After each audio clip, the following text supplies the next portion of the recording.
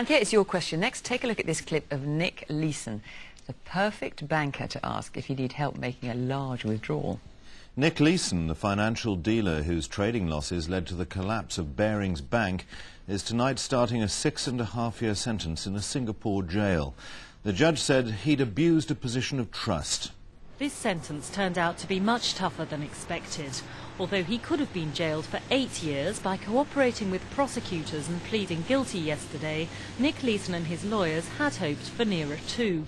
They'd argued that though he was misguided, his superiors weren't in control. But the judge, Richard Magnus, said the sentence should reflect the gravity of Nick Leeson's offences to the public. Your sibling leaves an opened bank statement lying about their house. Do you A, ignore the statement, it's none of your business, because that's what we should do. B, mention that they've left it lying about, hoping they'll discuss its contents with you. C, have a good look at the whole thing, memorising your favourite bits. Let's see what our stars would do if they found a sibling's open bank statement. I wouldn't go as far as C, but I probably would broach the subject and see if we could have a discussion about it. I'd go for option B. If my sister left something lying about, I would just mention it to her, so it's B. I actually don't have any siblings, but I have a stepbrother, so if he left a bank statement lying around, it's certainly none of my business. A. So what would TV presenter Carol Smiley do? My gut reaction is that Carol would have a good look, to be honest with you. Can I just state my, my colours here? I know Carol, she is a friend of mine. Oh, well, why do you say that at the beginning? Yeah, but it's still not helping me, because I actually don't think she'd look. Let's see if they're right.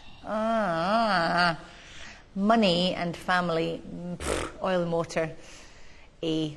Leave it alone. Ooh, don't even go there. Done. Yes!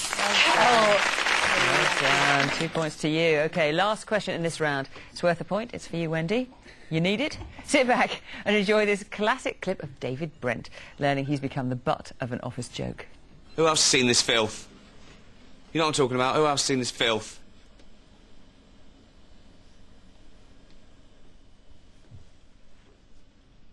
You haven't even got email, Joan. Someone printed it out for me. Who printed this out for Joan? Well, I'm angry. And not because I'm in it, but because it degrades women, which I hate. And the culprit, whoever he is in this room.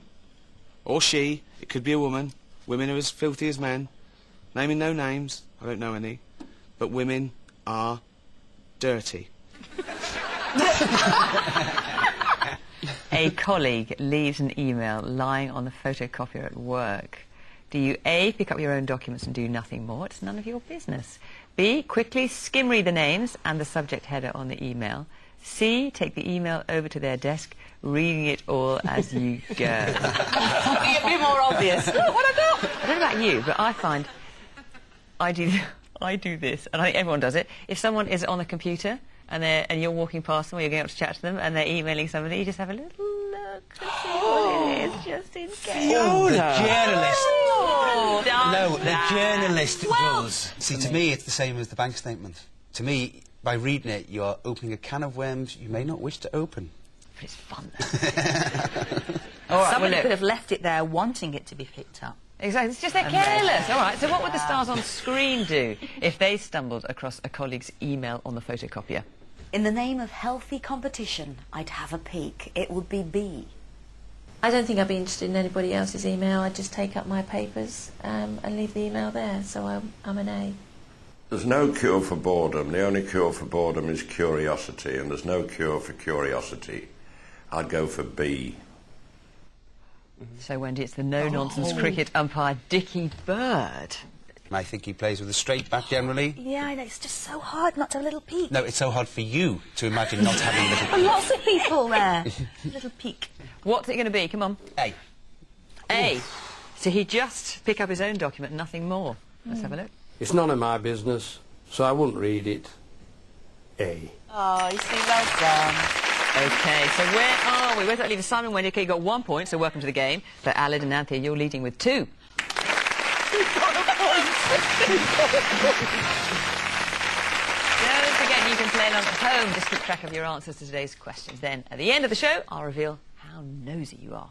Let's see if you're as nosy as me. Let's get straight on with round 2 and get reacquainted with the great British public. The dinner ladies. The undertakers. The hairdressers. And the waiters. There's a point on offer for each question, and to earn your point in this round, you'll have to predict how nosy the great British public are. Simon's team, you're up first.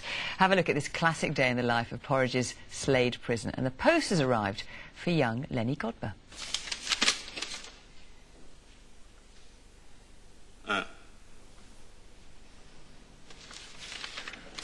It's a Dear John letter, is it? Yeah, and in my case, it's Dear Lenny. Naturally. Yours, but no longer forever, Denise, eh? That's right. So it's the demise of Denise, is it? Yeah, but it come right out of the blue, did this special. There's no hint of it a fortnight ago in her last letter. My main concern then was whether we should have a budgerigar or a canary. In your future life together, you mean? Yeah. One decision you won't have to make? Suppose not. Look, son, I know it's only academic now, but speaking personally, from personal experience, I would say that always, by and large, I would plump for a budgerigar.